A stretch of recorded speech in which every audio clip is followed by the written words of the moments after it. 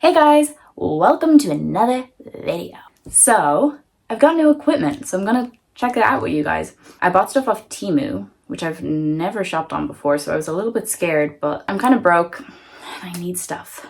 I think that was meant to happen. I'm trying to get this thing out. Oh, that's so not this thing. Okay, well I got this out, but I didn't open this. It's breaking. It's breaking my nail. Why is this so difficult? What the fuck? Oh, it's flashing blue. I'm gonna move on to the next bit of this. I forgot to say what this was. This is like a phone stand. Now I have my ring light, but I want something that's more portable. And this is like, this came like this. It's definitely like cheap, but that's probably because it was cheap. Okay. And I feel like I could use this as like a selfie stick and like kind of GoPro it a little bit. I'm still mad I didn't get this open. I think this is just like a... Like, yes, okay, that is the noise it makes. It's like a shutter.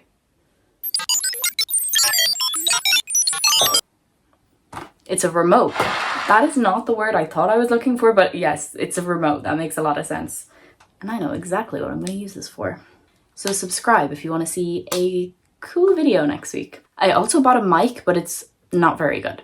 So what today's video is actually about, I'm going to be having a look at a few beauty products that I own, both skincare and makeup, and I'm going to be telling you what I would buy again. My cousin Robin gave me this video idea. If you guys have any video ideas and want to see me do something in particular, leave a comment down below or find me on Instagram and you can DM me. I also have a few products at the end that I'm going to say are not worth your money. But if you guys like these products and you think they're good and you have gotten your money's worth, then that's grand as well. I am no guru. I'm just someone with an opinion. I am going to start with my skincare stuff first before I get into my makeup things. This, I don't think I'll ever stop using. This is just like a random spray bottle I had around the house. But this is my toner. I make it myself using these two guys, Rose Water and Witch Hazel. I was told to use this by my dance teacher. It was when COVID had hit and we had started going back to school and we were still wearing masks. My dance teacher had said that because of the masks, chances are teenage skin, it's going to get spotty, and that we should make sure we have a toner to bring to school with us so that we don't get spots. And she recommended Rose Water and Witch Hazel as like a really good natural toner. Now, I did not bring this to school, and I actually think I put this in my notes app and left it like 6, 9, maybe even 12 months before I actually bought them to try it out.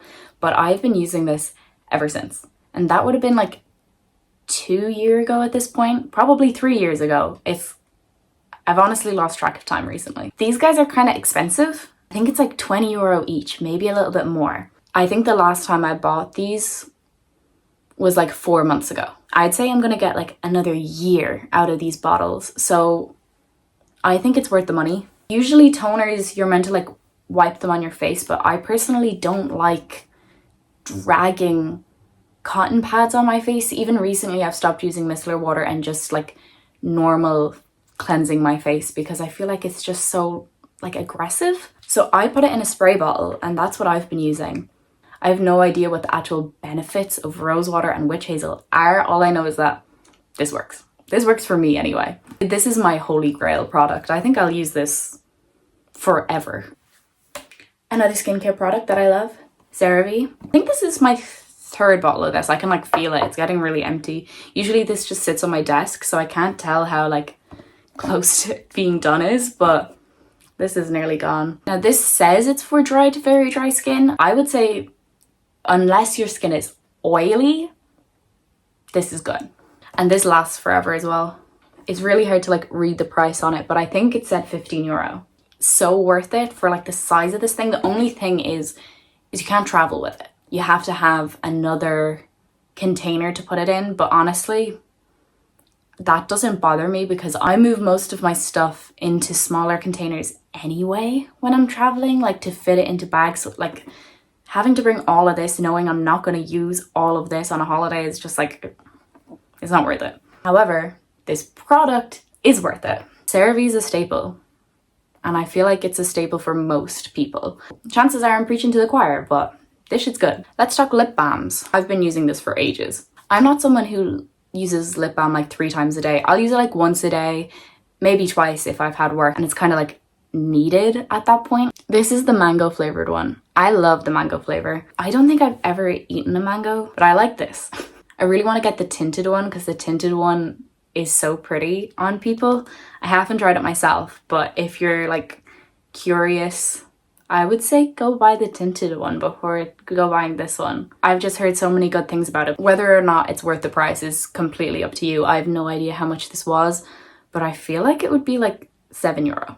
I don't know what the average cost of a lip balm is in this market, but Burt's Bees is good. I have most of my skincare stuff done. However, I have these 2 guys left because these are just staples to my life that I could not live without. As someone who false tans, an exfoliating mitt is a must. It is a mistake I made as like a 13, 14-year-old to not scrub my ankles after putting on false tan. Obviously, don't like scrub the day after you put on false tan. When it's like day like 4 or 5 and the tan is starting to come off naturally, get one of these guys and it will stop it from coming off so patchy. And these things are so cheap. This came in a pack of 2 and I'd say it was like €3. Do me a favor and use this. Especially if you have particularly dry spots in your skin, before you self tan, exfoliate there. I always exfoliate here and I'll put moisturizer there before I put self tanner on.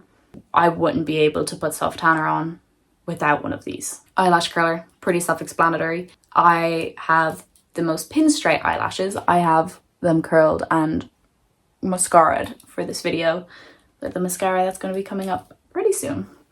I think I would just pass away if I didn't own one of these. Onto makeup. Talking about eyelashes, this mascara is amazing.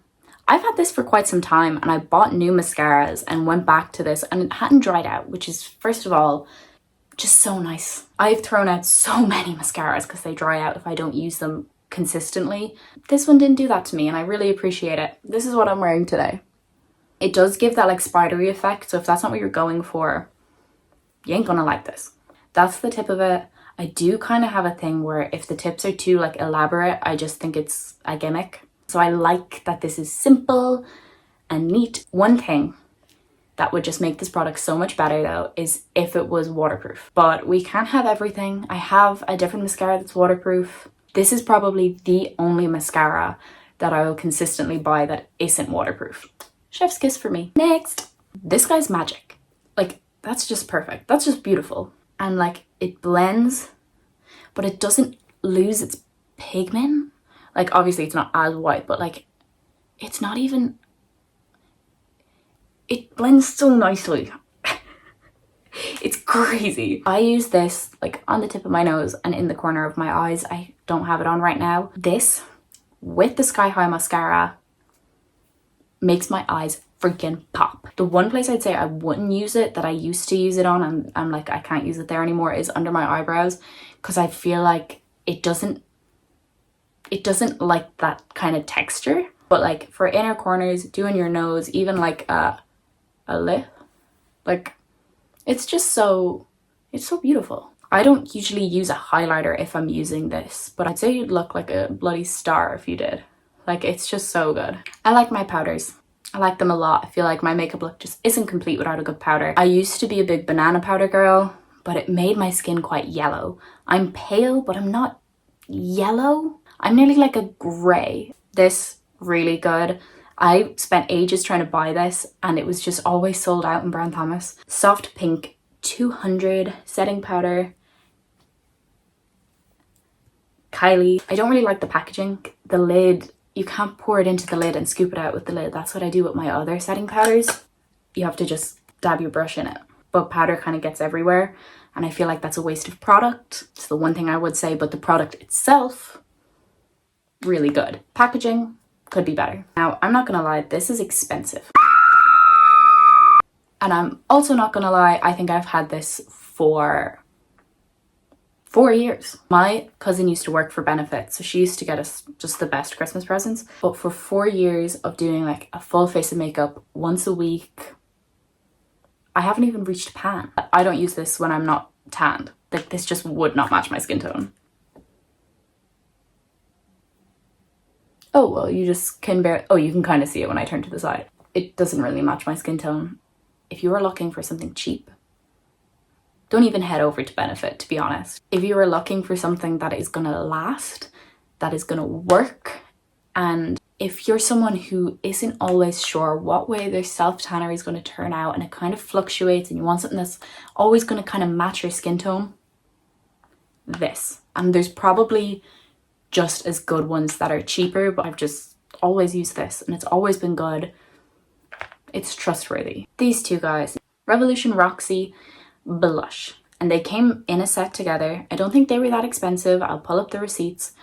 These things are so pigmented, and now my skin eats blush like it's nothing. Like, I layer blush on, and I do layer these guys, but I put a dot and it will do like all of this. I prefer this like orangier shade than this one, even though this one probably matches me more when I'm not self-tanned, but I don't like this one when I have self-tanner on. This one, that's what I mean when I say a dot. I blend this out with a beauty blender usually, that it kind of soaks in some of the product. Extremely pigmented, and you just need so little of it. It's crazy.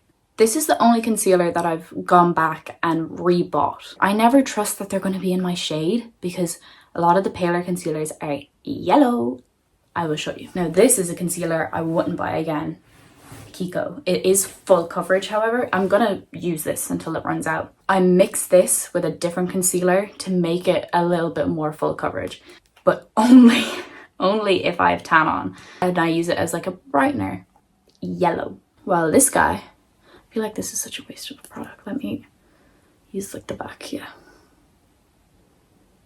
you can see I didn't have that thought process with the other one because I just don't care for it. This one I actually do. It's still like the same shade, but not the same tone. That's so much more skin colored. I can't find the shade name on it.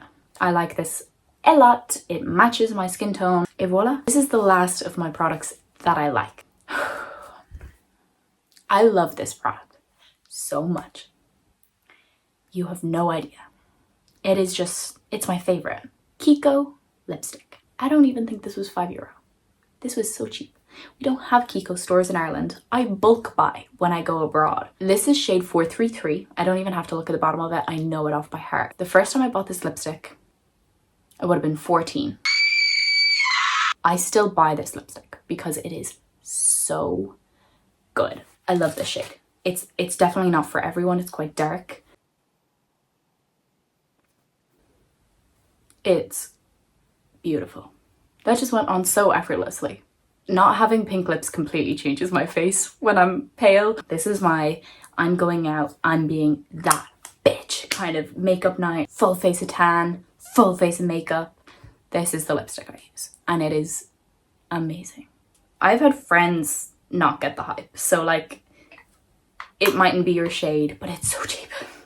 It's so cheap, and even just like, that went on so easily. The formula is really good. It lasts me a very long time. It is something that you'll need to top up throughout the night. I don't know if that bothers people. It doesn't bother me, especially with lipstick. The last time I went and I bought that lipstick, I bought a lip liner with it. 314? Yeah, like, it's really hard to read. 31 something. They're not like soft, but they're pigmented. I'm not going to do any of those like tricks where you like draw the like spider webs on your lips. I'm just gonna let the products speak for themselves. Match my hair a little bit. I need to find a picture of me wearing this on a night out, and you will like be like, yeah, brown lip girly all the way. I'll do a kiss test for you guys because it's not transfer proof, but there's still a good bit of color on my lip. It's so cheap. It's so cheap. Oh my god.